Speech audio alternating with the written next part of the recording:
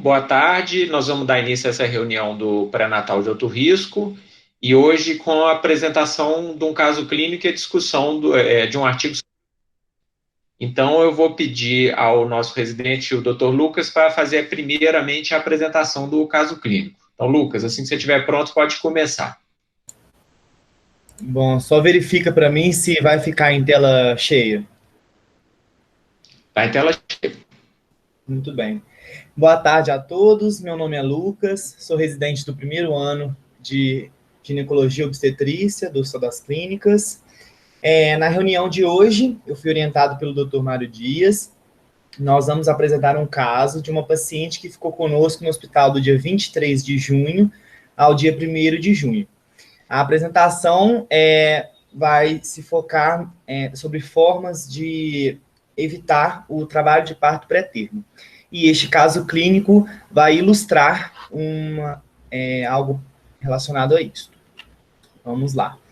Então, a paciente é a MNN, a idade dela é 31 anos, ela é uma gesta 4, um parto vaginal anterior e 2 cesarianas anteriores também. Ela acompanha no nosso pré-natal de alto risco por uma gestação gemelar dicoriônica e diamniótica, apresentou uma trombose venosa profunda no membro inferior direito no início da gestação atual, em janeiro de 2020, e uma asma controlada. Os medicamentos que a paciente usava na admissão eram a enoxaparina, o ácido fólico, o ultrogestan, que foi iniciado com 25 semanas e 2 dias, e o salbutamol, se necessário. Bom, ela compareceu ao pronto atendimento no dia 23 de junho, com 30 semanas e 1 dia, com queixa de manutenção de contrações fortes, apesar da administração de sintomáticos. Ela negava perdas vaginais, sintomas urinários ou febre, e a movimentação dos fetos preservada. Esta paciente já tinha sido previamente internada no serviço devido a uma ameaça de trabalho de parto pré-termo, tendo sido feito todo o protocolo em relação a esse diagnóstico, com tocólise, corticoterapia, profilaxia de sepse neonatal e sulfato de magnésio para neuroproteção fetal. Sobre a história pregressa familiar e social, a única coisa que eu apontei foi a questão do tabagismo de 10 cigarros por dia. Não tendo outras alterações neste quesito. Na história ginecológica obstétrica dela, apenas eu destaquei aqui, na segunda gestação dessa paciente, em 2012, foi uma cesariana por uma macrosomia fetal, em peso no nascimento de maior que 5 quilos do recém-nascido. Bom, na gestação atual, então, dos exames do pré-natal não tinha nenhum exame alterado, e a propedêutica infecciosa realizada na internação anterior dela não tinha dado nenhum resultado alterado, a não ser a hemoglobina de 8,3.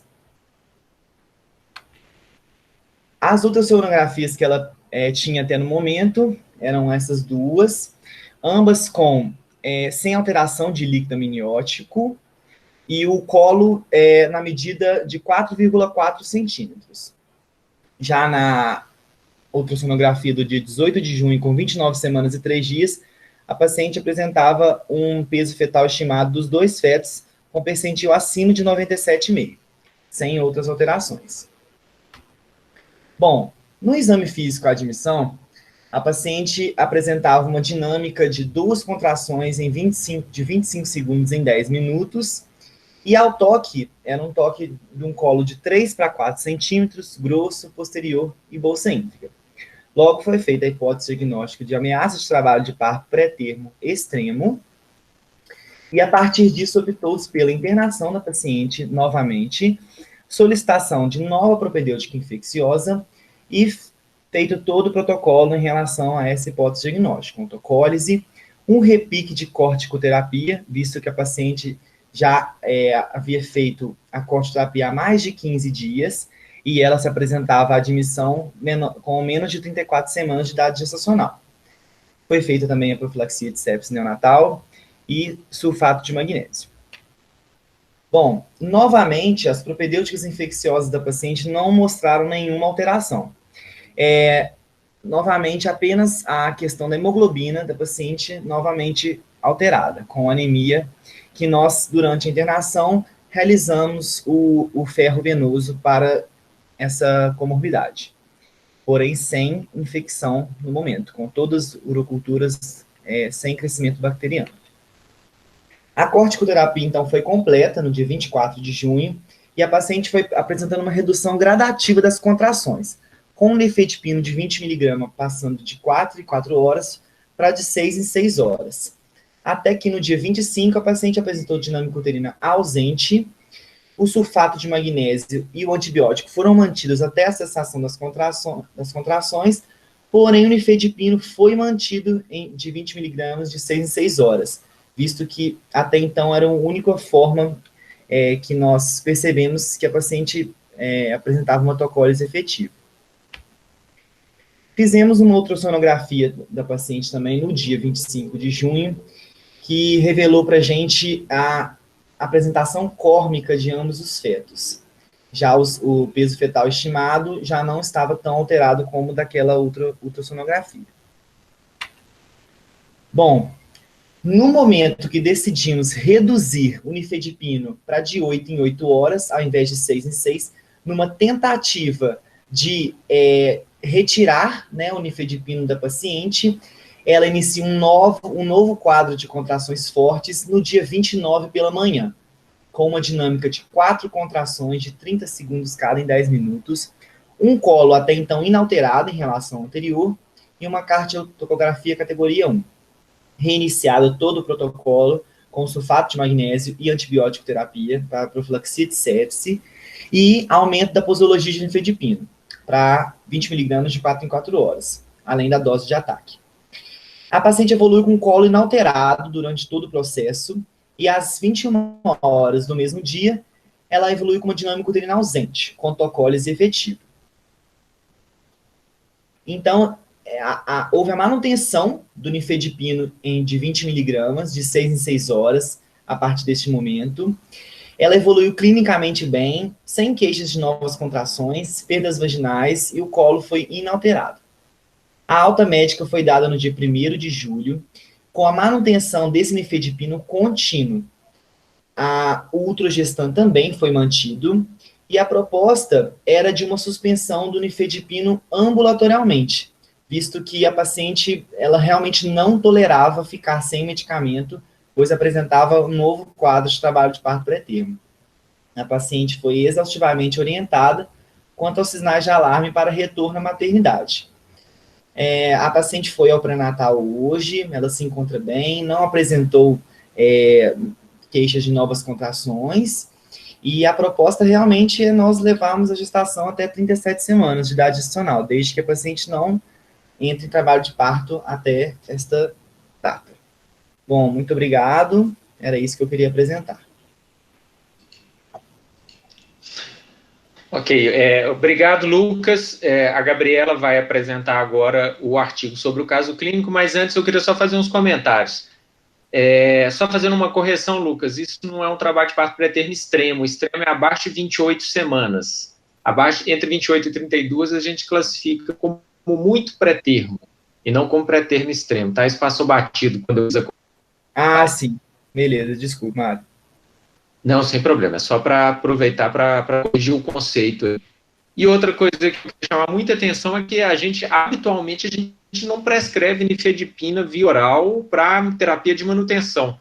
Mas essa paciente, ela tinha uma tolerância muito baixa. Quando a gente suspendia a nifedipina, ela voltava a contrair, mesmo que uma contração pouco efetiva. Então, excepcionalmente, a gente fez essa opção por manter a nifedipina ambulatorialmente, um uso meio off-label, vamos dizer assim. Mas aí a Gabriela vai apresentar agora para nós o artigo. Lucas, tira sua apresentação da tela, isso, e Gabi pode começar a apresentar a sua. E depois, ao final da apresentação da Gabriela, a gente faz os comentários. Professora Regina, quer comentar alguma coisa antes? Não, eu queria só perguntar uma coisa do caso, pode? Pode perguntar. Tá, é porque eu fiquei com uma dúvida aqui, que nas duas situações, a paciente foi internada para autocólise e, simultaneamente, foi feito sulfato de magnésio para neuroproteção, né? Sim. Sulfato, para neuroproteção, é quando o trabalho de parto não está conseguindo ser inibido e vai ficar. E foi feito nas duas vezes. Mudou o protocolo? Essa foi uma dúvida que eu fiquei, que é uma associação que não é recomendada, né? A outra dúvida... Não, mas... eu só respondendo essa. Na hora que ela chegou, a equipe, ela estava com contrações muito frequentes, a equipe ficou com medo de não conseguir inibir. Então, eles iniciaram o sulfato de magnésio, suspenso, assim, foi feita a inibição. Pois é, mas foi mantido durante todo o período de inibição, né? Não é essa a proposta do sulfato, e aí a gente pode ter, inclusive, efeitos colaterais inadequados, né? Pelo tempo que ela ficou aí em inibição, pelo que ele colocou coisa. Acho que é uma coisa que tem que tomar cuidado, né? Sim, concordo. Que a associação com a nifedipina pode ter um efeito deletério, né? Mas... E o sulfato de magnésio... Como as contrações... a gente não dá sulfato quando está fazendo tocólise, né? Ou um ou outro. Né? Tocólise é corticoide, é sepse, né? Sulfato é condução de trabalho de parto, né? Não vale a pena, é arriscado, né? A outra coisa, eu vi lá o ferro venoso, eu não sei se passou despercebido, mas eu não vi... era ferropriva mesmo? VCM era baixo, tinha cinética de ferro, era ferropriva mesmo? Era ferropriva. Era? Tá. E aí era intolerância ou fez pesquisa de perda? Ela tinha pesquisa de perda negativa, aparentemente ela não estava tolerando mesmo, não estava tomando Vioral de forma adequada, a gente optou, inclusive, pelo medo dela ter um trabalho de parto mais rápido, né, e não dar tempo de repor até nascer, a gente optou por fazer para fazer essa reposição mais rápida. E aí as duas últimas coisas rapidinho. Uma é que é uma paciente com 2 cesarianas anteriores. Acho que tem que deixar bem claro no cartão dela a localização de placenta, né? Avaliar bem isso. Continuamos tendo, recentemente, outro óbito de acretismo placentário, de paciente com cesariana anterior, placenta anterior, deixamos de valorizar, na hora da cirurgia, caíram numa placenta com acretismo, outro óbito recente, né? E ultrassom, o último ultrassom, o peso estava menor do que o ultrassom anterior. Foi serviço diferente? Eu acredito que foi serviço diferente, professora. Isso a gente tem com frequência ultrassons de serviço diferente que dá essa variação do peso. Tá, porque eu falei, gente, diminuiu muito o peso. Obrigada, Mari. Nada. Ô, Gabi, pode começar a apresentar? Tá.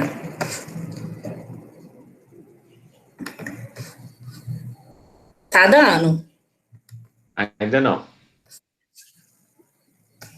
Não deu aí, não? Tem um pouco de dificuldade. Por enquanto, não. Você pôs para apresentar a tela e no botãozinho aí de baixo? Pôs. Já apareceu para você a tela toda? Parece. Você tem que selecionar a janela aí, uma janela inteira.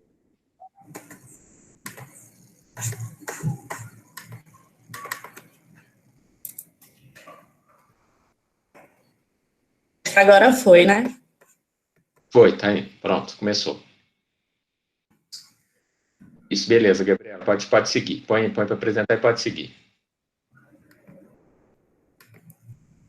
Bom, boa tarde, gente. Dando continuidade aí, eu vou apresentar, então, um artigo. Eu fui orientada pelo professor Mário.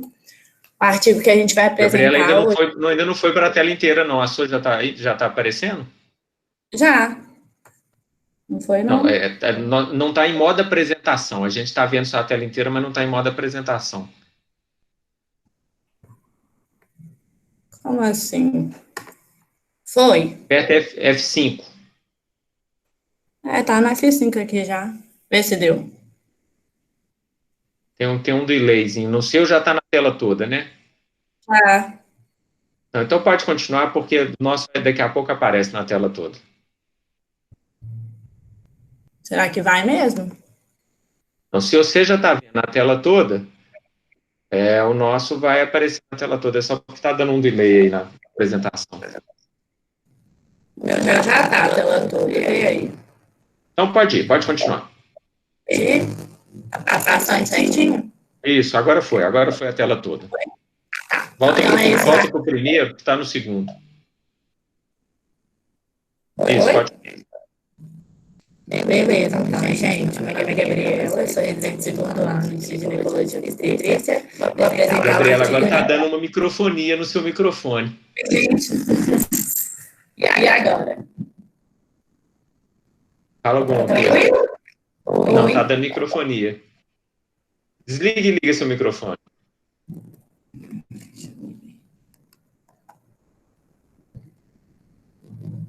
Só o microfone, Gabriel. Pronto. Entendeu? Você está com o celular perto, ligado? E aí? Agora melhorou. Melhorou? Volta para a apresentação da tela toda, isso. Aí, pode ir. Deu, né? Então, deu? Então tá. Deu. Qualquer coisa você me fala. Esse é o artigo que a gente vai apresentar. É uma revisão sistemática publicada em 2017, que fala a respeito da prevenção do parto prematuro em gestação gemelar, falando aí a respeito da progesterona, do pessário e da cerclagem. Bom, a prematuridade é uma das principais causas de mortalidade e morbidade neonatais. A incidência da gestação gemelar na Europa e nos Estados Unidos, ela chega de 1 até 3%, mas ela é responsável por 15 até 20% de todos os nascimentos prematuros e cerca de 15% das internações em terapia de unidade neonatal. Cerca de 50% das gestações gemelares, elas vão ocorrer antes das 37 semanas, e alguns artigos eles colocam que essa porcentagem ela pode chegar de 60% até 70%. A causa da prematuridade atrelada ao parto gemelar, ela é considerada multifatorial. Inclui a infecção intrauterina, insuficiência cervical, o aumento da distensão uterina e a liberação de algumas substâncias, como o hormônio liberador de corticotrofina, que é produzido na placenta, né? Essas gestações gemelares cursam com uma massa placentária maior, e a produção de surfactante pelo pulmão. Essas duas substâncias, elas contribuem com a contratilidade do útero. Além disso, a gente não pode deixar de falar também daquela prematuridade iatrogênica, que ela tem indicação tanto por algum fator materno como algum fator fetal. Cerca de 1/3 das prematuridades, elas são por indicação médica. O objetivo dessa revisão é avaliar, então, a eficácia dos principais métodos de prevenção do parto prematuro, a progesterona, a cerclagem e o pessário. A metodologia utilizada foram artigos de até janeiro de 2016, utilizando esses 5 bancos de dados aí da literatura. Os critérios de elegibilidade dessa revisão foram estudos randomizados que avaliaram a intervenção para a prevenção do parto prematuro, seja ela a progesterona, a cerclagem ou pessário, comparadas com o grupo controle ou com uma das outras intervenções. No total, foram eleitos 23 estudos, dando aí 6.626 mulheres. A partir disso, foram avaliados, então, os desfechos, divididos em primários e secundários. Os primários era basicamente o que o artigo queria avaliar em primeiro momento, que era a prematuridade, que foi dividida entre abaixo de 34 e abaixo de 37 semanas, e tendo cuidado aí de separar se eles foram espontâneos ou se foram induzidos. E os desfechos secundários foram separados em neonatais e maternos. Os neonatais incluíram mortalidade, a prematuridade abaixo de 24, 28, 30 e 32 semanas, o baixo peso a nascer, que ele é RN abaixo de 1,5 kg, o pequeno para a idade gestacional, a internação em unidade de terapia intensiva, morbidade relacionada à prematuridade, aí principalmente atrelada a desconforto respiratório, e o pH menor do que 7,1 no cordão, e o Apgar do 5º minuto. Em relação ao desfecho materno, foi avaliada mortalidade, ruptura prematura de membrana, os efeitos colaterais das intervenções que foram feitas, números de consultas e o desfecho como cesariana. Foram, então, 16 estudos que avaliaram a progesterona, comparada aí, qual foi a forma que foi utilizada. Na nossa prática, a gente usa a progesterona vaginal, mas alguns dos estudos tinham a opção de intramuscular, comparado com um grupo controle, né, que pode ter sido usado ou não a intervenção, e na época que foi feita o uso aí da progesterona. Em relação à cerclagem, foram 4 estudos realizados. Ele aponta aqui qual que foi a técnica. A maioria dos estudos utilizaram a técnica de McDonald mesmo, e alguns tiveram diferença em qual foi o comprimento do colo que foi feito, comparado com o grupo controle e a época também que a intervenção foi feita. E foram 3 estudos que foram utilizando o pessário, qual foi a marca que ela foi realizada, comparado com o controle, e também a época da inserção do pessário. Bom, em relação aos resultados, nenhuma das intervenções, elas foram significativas em relação aí ao desfecho primário. Incluiu aí também, além do parto prematuro abaixo de 34 e de 37 semanas, a morte neonatal. A gente pode ver aí que todos os intervalos de confiança, eles não foram válidos para a gente em forma de estatísticas, né? Agora, falando um pouquinho de cada uma dessas estratégias que foram avaliadas, a progesterona, ela mostrou aí uma tendência à redução para o parto prematuro abaixo de 34 semanas e para o muito baixo peso ao nascer. Especificamente nas mulheres com colo curto, abaixo de 25 milímetros, que foi utilizado, teve um benefício aí para reduzir alguns dos desfechos secundários.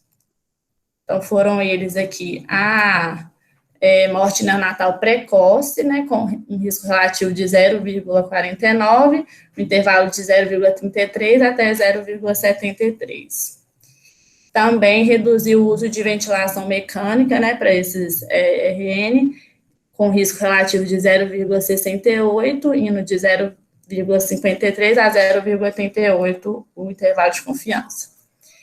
Em relação ao pessário, também houve certo benefício para aquelas mulheres com o colo curto, também abaixo de 25 milímetros, e o benefício foi aumentar um pouquinho a idade gestacional, postergando cerca de 2 semanas, a gestação avançou de 2 semanas. Mas um desfecho secundário em relação ao pessário foi o aumento aí do risco de ser cesariana, de um risco relativo de 1,16. Em relação à cerclagem, essa revisão não pôde avaliar aí os subgrupos. Como eu falei no início, a técnica utilizada em quase todos os estudos foi de McDonald, mas houve uma exceção, e aí isso dificultou um pouco da análise. Bom, em relação, então, a essas intervenções, nenhuma teve, de fato, benefício para a prevenção do parto prematuro. A progesterona vaginal, ela, como a gente viu, ela mostrou melhora de alguns dos desfechos, né, sobretudo esses desfechos secundários, mas os dados em relação à cerclagem ainda são muito limitados e requerem mais pesquisas. A gente sabe que na gestação única, essas estratégias elas já estão um pouco mais bem definidas, mas em relação à gestação gemelar ainda realmente deixa um pouco a desejar. A gente trouxe esse outro artigo só para concluir em relação à cerclagem, já que não ficou muito claro, né, o que esse artigo falou. Essa é uma outra revisão de 2018, que ela fala que a cerclagem ela é benéfica para reduzir o parto prematuro e prolongar a gravidez, e ela é indicada aí para um colo curto. Já nesse artigo ele coloca como abaixo de 15 milímetros, ou como um colo do útero dilatado, né, seria um toque pérvio abaixo de 10 milímetros, acima de 10 milímetros, desculpa. Sendo quando a cerclagem é feita para o colo curto, ela pode aí ter um aumento da gestação de 3 até 4 semanas, e quando ela é feita para o colo pérvio, aumentou aí de 6 até 7 semanas a duração da gestação. E aquelas mulheres que têm apenas uma história pregressa de prematuridade, que às vezes na gestação única a gente já vai optar por fazer uma cerclagem, para a gestação gemelar não mostrou ser muito benéfica, nem o fato de ser só gêmeos isolados. Os resultados foram conflitantes nessas duas situações. Era isso que eu tinha para falar, gente. Obrigada. Obrigado, Gabi. De nada. Pode parar a sua apresentação. A gente trouxe esse artigo para ilustrar a dificuldade que é realmente fazer a prevenção da prematuridade no gemelar, né? Se para o feto único a gente tem várias estratégias, todas essas que a Gabriela apresentou, para o gemelar a gente continua tendo muita dificuldade. Nem pessário, nem progesterona, nem cerclagem, usados exclusivamente por se tratar de gestação gemelar, funcionam. Mas é interessante observar que eles funcionam com indicações, tem um resultado um pouco melhor com indicações semelhantes ao que é utilizado na gestação única, ou seja, gemelar com colo curto, a progesterona tem um resultado que é significativo. Cerclagem, no gemelar que tem o colo muito curto, ou que já tem o colo dilatado, que seria a cerclagem de urgência, ela também ajuda a reduzir ou aumentar a duração da gravidez. Então, acaba que as indicações para o gemelar são semelhantes às indicações do feto único, né? E sempre ressaltar essa questão de que só pelo fato de ser gemelar, a gente não necessariamente tem que instituir uma dessas prevenções. Agora, se é gemelar mais colo curto, se é gemelar com história anterior de prematuridade, se é gemelar com o colo dilatado, aí essas intervenções, elas se mostraram efetivas, né? Então, esse caso, ele serviu bem para ilustrar isso. E tem a questão da nifedipina também, que tinha uma outra meta-análise, mas aí eu já achei que era muito grande para apresentar, mostrando que mesmo no gemelar também a nifedipina como terapia de manutenção não é indicada, não tem um resultado estatisticamente significativo. Mas na nossa paciente especificamente, pelo fato dela, sempre que a gente suspendia a nifedipina, ela voltava a ter contração, a gente optou por manter essa nifedipina, e ela está usando, hoje a gente até pensou em suspender no ambulatório, que ela foi lá hoje, mas a gente ficou com um pouco de medo, que ela ainda está com 32 semanas, vamos deixar chegar pelo menos nas 34, para a gente tentar fazer essa suspensão da nifedipina. Alguém quer fazer algum comentário a respeito do caso? Professor, é Bárbara Flecha falando. Pode falar, Bárbara. Eu queria aproveitar a presença da professora Regina. Ei, professora, que bom que a senhora está aqui. Eu queria tirar uma dúvida sobre isso que a senhora levantou, porque realmente quando a gente pega uma ameaça de trabalho de parto prematura abaixo de 32 semanas, a gente já pensa no sulfato de magnésio direto e se tem critério para protocolo, e a gente acaba fazendo, a gente não pensa nessa associação do nifedipino e do sulfato. O sulfato de magnésio, assim, a gente sabe que tem aqueles efeitos colaterais que são mais conhecidos, mas existe alguma interação específica entre o nifedipino e o sulfato de magnésio? Ei, Bárbara, bom te ver. Na realidade, a questão é a indicação para cada uma da intervenção, né? A tocólise, obviamente, a gente usa para tentar inibir um parto pré-termo, ou seja, eu tenho condições obstétricas, colo, né, e condições maternas que me permitem fazer a tentativa do uso do uterolítico. Quando eu tenho um trabalho de parto pré-termo, que ele está avançado, então tem contraindicação à tocólise, né? Então, eu vou conduzir o trabalho de parto, e a idade gestacional é até 32 semanas, aí é que está indicado o sulfato de magnésio, né? O sulfato de magnésio, para neuroproteção, você precisa ir de 4 horas da mãe ter usado, 4 horas já começa o efeito ótimo dele de neuroproteção, né? O problema do uso prolongado de sulfato de magnésio são os efeitos colaterais associados a ele, né? Então, não é um problema maior a questão da associação das medicações, né? Efeito colateral por causa de interação medicamentosa. Mas são momentos diferentes em que você faz a tocólise, não é o momento que você faz sulfato de magnésio, né? O sulfato de magnésio é quando eu não posso ou não estou mais, eu desisti da tocólise, ou eu estou em trabalho de parto pré-termo, eu tenho contraindicação de tocólise, ou eu tentei a tocólise, ela não respondeu, né, porque em 1 hora nós vamos ver isso, ver que o índice de tocólise dessa senhora, né, era um índice de tocólise muito favorável, muito favorável. Então, estava mudando, né, e essa é uma questão importante, né, a presença da contração e o colo não muda. Então, nós estamos falando de fisiologia de contração.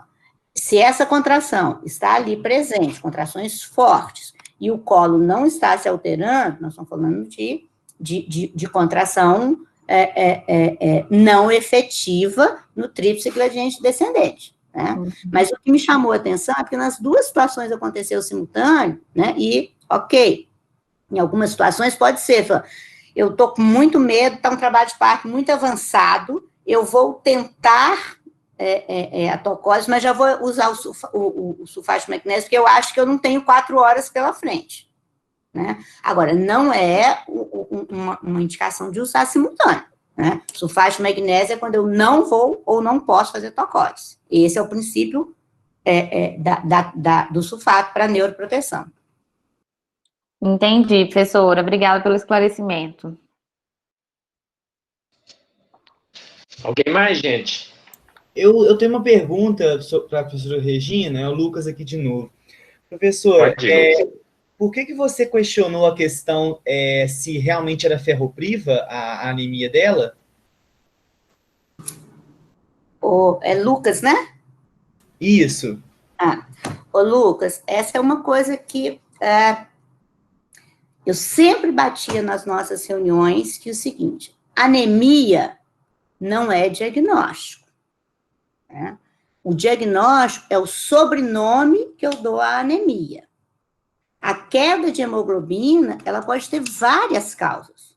Obviamente, nós vivemos no mundo, né? E na gravidez, nós temos uma prevalência maior, sim, de ferropriva. Isso não quer dizer que eu posso considerar que uma hemoglobina baixa é igual à terapêutica com ferro. Né? Então, do ponto de vista mínimo, eu tenho que, ao lado de uma hemoglobina menor, né, do que o valor de referência, 10,5, 11, dependendo aí do trimestre, eu tenho que colocar o VCM. Porque o VCM vai me dizer, quer dizer, ela é normocítica, ela é microcítica, quase totalidade ferropriva, e eu estou autorizado a fazer o tratamento, inclusive, como terapêutica de prova. Normocítica, se essa gestante tinha uma hemoglobina anterior normal, eu posso pressupor que a ferropriva, por prevalência, é a mais comum e ainda não deu tempo da microcitose. Agora, é importante a gente ter a etiologia da hemoglobina, principalmente com a hemoglobina nesse nível, no nível de 8. Tá? No nível de 8. Então, quer dizer, eletroforese faz parte dos exames de base, então, teoricamente, a gente não vai ter problema aí com doença falciforme, porque toda grávida tem que ter eletroforese de hemoglobina. Mas quando a gente acha uma hemoglobina baixa, a gente tem que dar sobrenome. Diagnóstico da anemia é o sobrenome que ela vai ter, né? Então, é uma anemia microcítica hipocrômica, ela é macrocítica, ela é normocítica, né? Mas os dados dessa mulher pode me dizer, não, eu preciso ou não de fazer mais algum exame. Eu vou fazer cinética de ferro. Eu vou pensar que ela não está respondendo porque ela não está tolerando. Eu vou pensar que ela não está respondendo porque ela não está absorvendo. Ou eu vou pensar que ela não está respondendo porque ela está tendo perda. Quer dizer, aí vem a clínica para fazer. Mas a tendência é que muitas das vezes, né, tem assim, a hemoglobina baixa é igual dar ferro terapêutico, tem que tomar cuidado, tem que olhar índice hematimétrico, né, tem que fazer a boa prática de dar sobrenome à anemia, né. Sim, entendi. Realmente a anemia dela era uma ferropriva com microcitose, hipocromia e um RDW aumentado do valor de referência mesmo. Aí, perfeito. Deu o sobrenome, a terapêutica fica super segura. Ótimo, Regina, obrigado. Muito bem. Alguém mais quer fazer alguma pergunta?